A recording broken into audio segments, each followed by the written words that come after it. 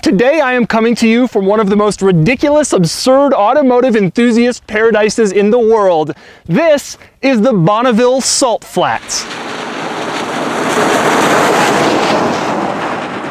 So, what are the Bonneville Salt Flats? Well, they're a giant open piece of salt, dead flat in the middle of nowhere in Utah, famous in the automotive world for speed. Many of today's land speed records have been set here by jet-powered cars that can go 600 miles an hour. Nowhere else in the world is the land this flat for this long with this few encumbrances around that you could possibly hit. Don't be fooled by the fact that I appear to be in the middle of nowhere. This is the land of speed.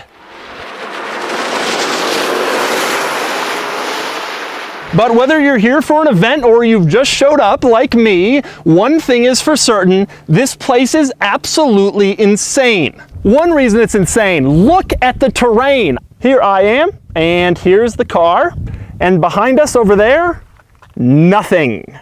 And over there, nothing. And over there, nothing. And over there, nothing. And over there, nothing. And over there, nothing. Basically, all that's here is a lot of salt and absolutely no elevation changes. In fact, the last time I came to the Salt Flats 3 years ago, I was told to be careful because some people get so far out onto the flats, they can't remember how to get back and they get lost. Apparently, there have been people who died out here when their cell phones couldn't get service and they couldn't figure out their way back to the main town.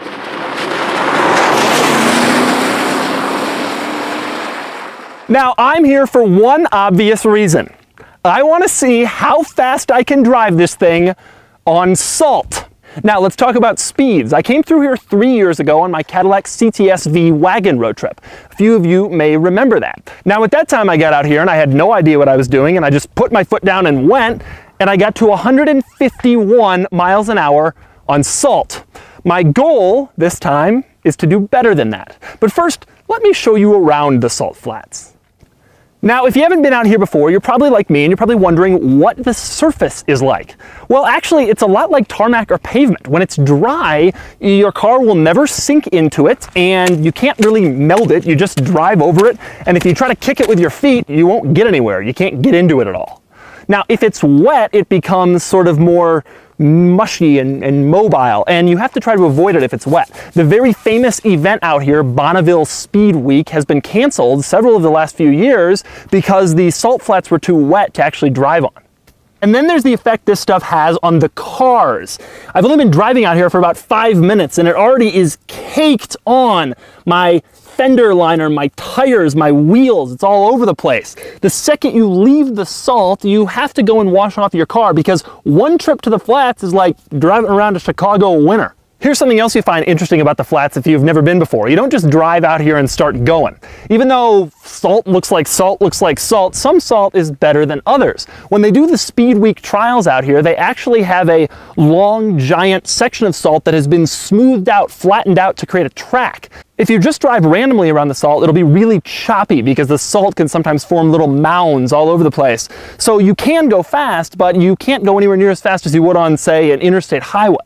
If you were to go onto the tracks, like I'm going to do in a minute, that's where you can pick up the real speed. Before I get started, I want to clear up two common misconceptions about this place. Misconception number one, that you have to come out here during Speed Week, or that the access is restricted, or that you have to get some special permission to drive on the flats. Not true at all. They're about an hour and a half west of Salt Lake City. Exit 4, you get off the highway, you drive down the Salt Flats Road, and then you just drive right out onto the flats. Anybody can do this at any time for any reason. Misconception number two, a lot of people think it is illegal to be out here, but it is completely legal to be out here. There are no speed limits, and you don't have to worry about crashing into anybody else because you can see for literally miles. The Bureau of Land Management grants permits for certain speed trials, but for regular people like me, you're on your own, and the Bureau of Land Management's website is very clear about this point. It says something like, you're out there at your own risk, and remember, you might not have cell coverage. Oh, by the way, don't start wandering around because you might never return. And so now that you've learned everything there is to know about the flats, I think it's time to take this car out and see what it can do. All right, here goes. Now remember, my goal here is to get to a higher top speed than I did when I was in my Cadillac CTS V-Wagon, which was 151 miles an hour. So I'd be thrilled if I can just get to 152 miles an hour. This car supposedly tops out at 179, but I'm not going to get anywhere near that speed because it scares me.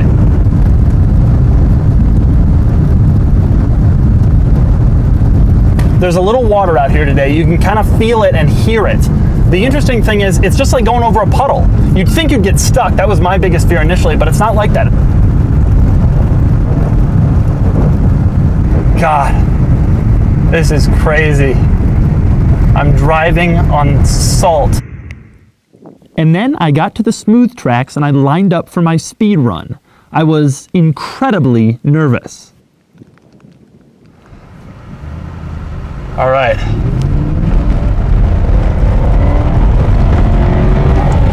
Start to slip a little, but we won't soon.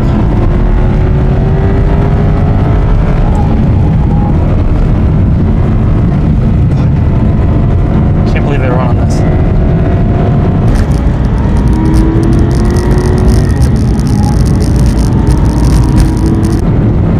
Come on, Aston.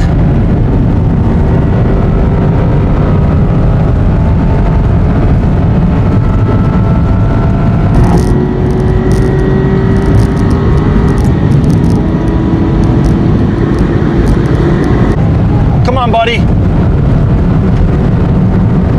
Come on, pal. 119. Come on, you got this, buddy. You got this. 130. It's pretty fast.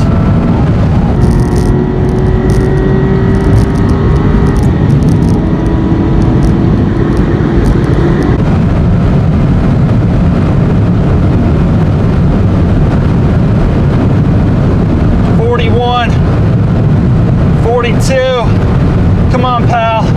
44, 45. I gotta stop. I'm already going way too fast. I'm coming up to the end. Damn it.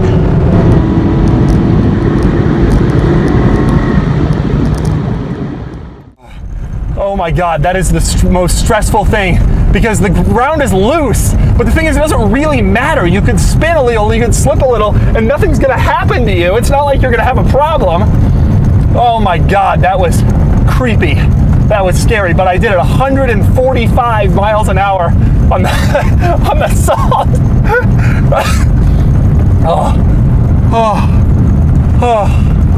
Wow. I just got a front brake pads low warning. Yeah, I mean, if it's ever gonna come on, I think it would be after a 145 mile an hour run. Well, we didn't quite get up to the CTS-V's speed of 151 miles an hour, but I'm pretty happy with 144, 145, and I guess now it's time for me to buy brake pads.